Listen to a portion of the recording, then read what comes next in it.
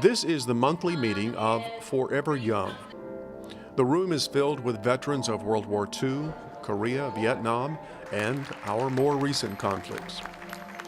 These meetings are a chance for the veterans to connect with comrades in arms and trade a few war stories.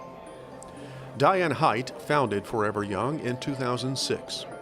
Her original mission was to grant the wishes of World War II veterans, taking them on trips to the memorials in Washington, D.C. and Pearl Harbor, and then back to their battlefields in France, Italy, Belgium, Okinawa, and Iwo Jima.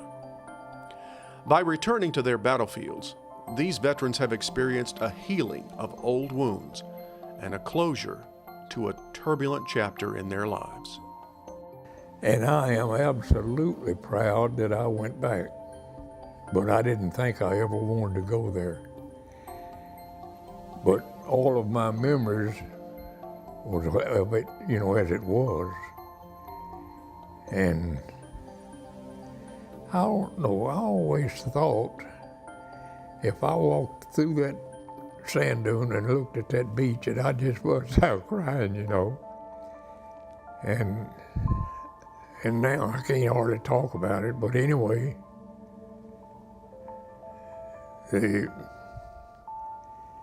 I did, and everything was all right. The World War II generation is dying out. Only about 600,000 World War II veterans are still alive today, so Forever Young is beginning a transition. We are transitioning right now because our World War II veterans are passing away rapidly. So we have been focusing more on Korea and Vietnam in the last several years. The Vietnam War divided this nation as no war had before in American history. Like any war, it was a brutal conflict, marked by the daily body count totals that tallied victory or defeat. Americans watched the war on their TV screens and became sharply divided over the conduct of the war, caught somewhere in between the protests in the streets and the pronouncements of our government were the men and women who served their country.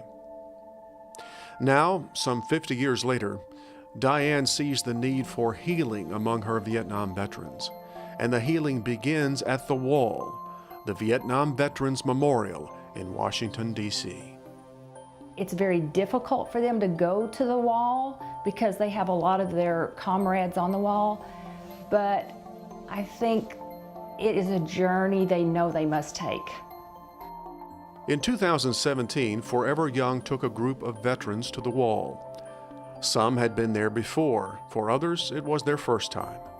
But all of them had a visceral reaction to the polished black granite with over 58,000 names etched on it.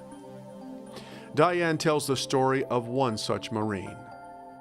Well, he and another Marine were walking down the whole length of the Vietnam Wall.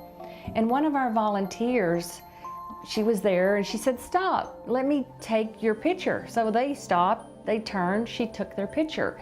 Well, when we got back from the trip, she sent the picture to them and to me, and this Marine had it blown up, and when he did, he couldn't believe it. Behind him was the name of his best friend in Vietnam who had been killed. And it deeply moved him because he said, I felt like he was saying, "I know you're here." Bob Williams was a Navy hospital corpsman serving in Anwar Province from 1968 into 1970. He's been to the Wall before, but this time he came in a wheelchair. And I had two friends that every time I see it, I trace them.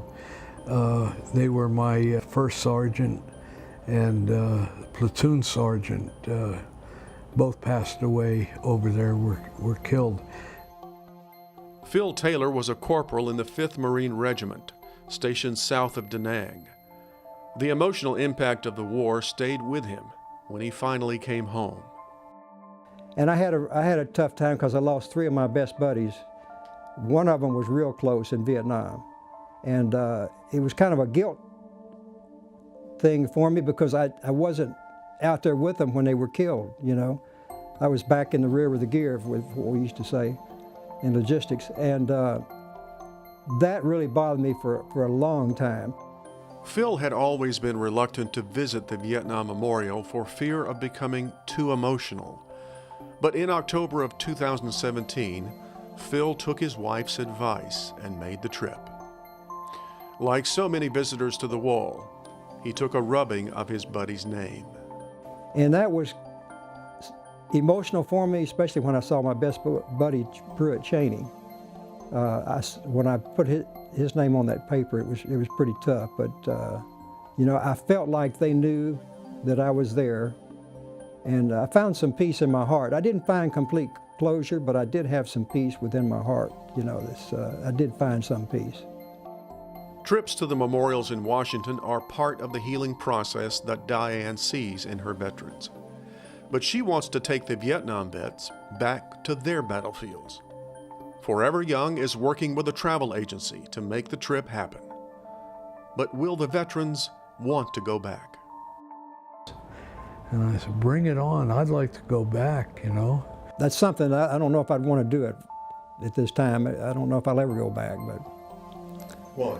It would just be too emotional.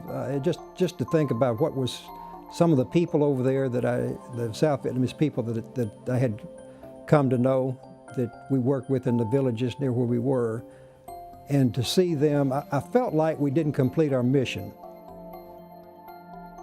After half a lifetime, the scars of the Vietnam War still remain. But Forever Young will continue to try to heal those wounds. Going to DC and going to the wall is a start. It is a start in their healing process that they desperately need.